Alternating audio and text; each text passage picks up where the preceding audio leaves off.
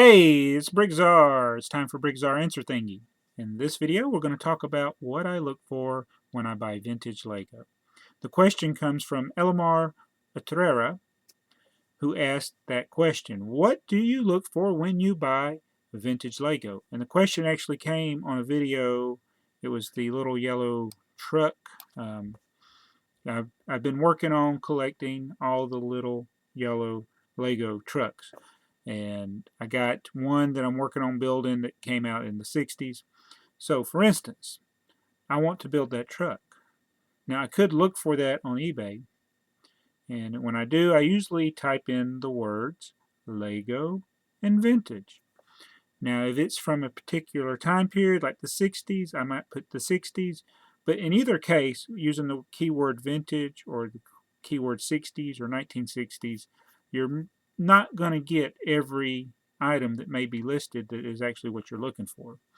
But I do find that just typing in vintage Lego, it pulls up a lot of things that I want to see.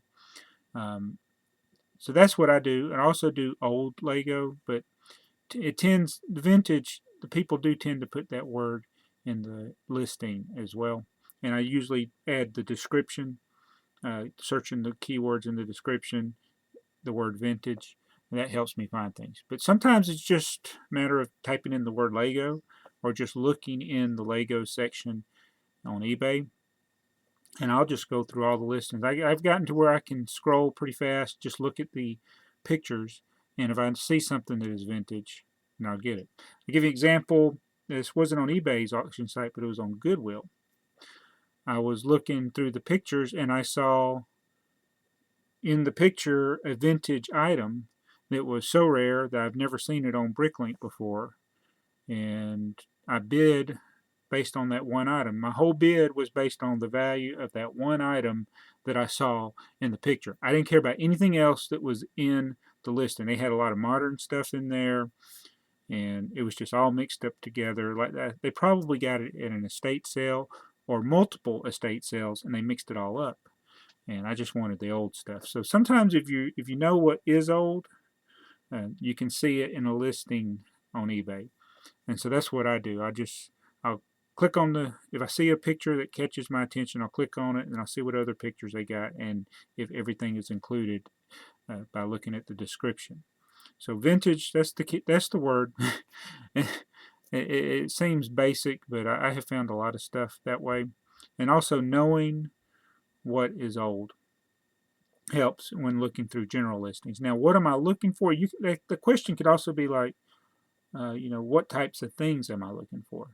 Well, there's not as much old stuff. When you get from before the mid-80s back to the 60s and before, there's not as many sets out there, as because they make hundreds upon hundreds of sets every year now, whereas you probably get 50 or less most years back in the 70s. So there's not as much out there to look for.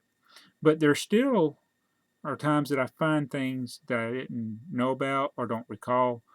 And so I do kind of look for things that are different or things that are unusual. I like finding those types of things.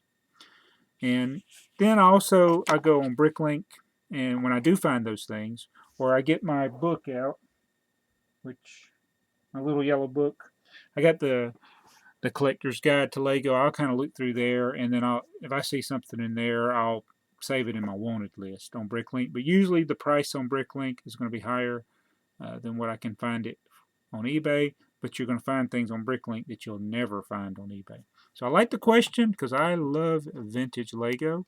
I like to think of myself as I'm not an expert, but I'm a big fan of vintage, and I am, in my opinion, the biggest fan of vintage on YouTube. Challenge me. Tell me if I'm wrong. Other people review vintage. That's what I kind of started out doing, is vintage, and I love it. I just love the simplicity.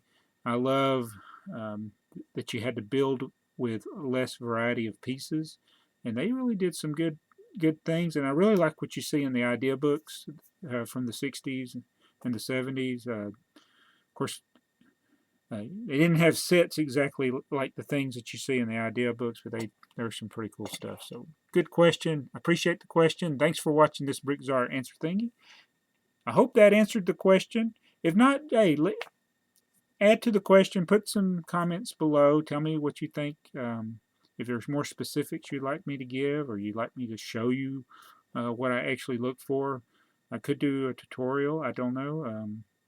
And anyway, leave your BAT questions below. And as always, if you're wanting a BAT question, put that keyword BAT in your question, because that's how I search through my comments now to find the questions. Thanks for watching. This is BrickTsar.